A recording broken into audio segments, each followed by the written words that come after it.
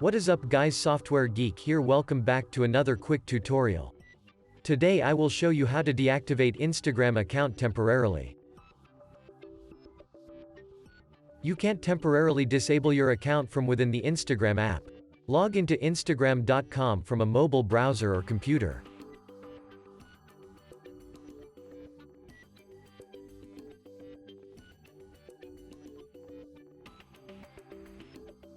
Tap Profile icon in the bottom right and then select Edit Profile. Scroll down, then tap Temporarily Disable My Account in the bottom right. Select an option from the drop-down menu and re-enter your password. The option to disable your account will only appear after you've selected a reason from the menu. Tap or click Temporarily Disable Account.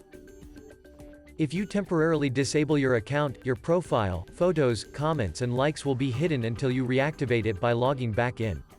Thanks for watching. Give this video a thumbs up and hit that subscribe button and I'll catch you guys next time.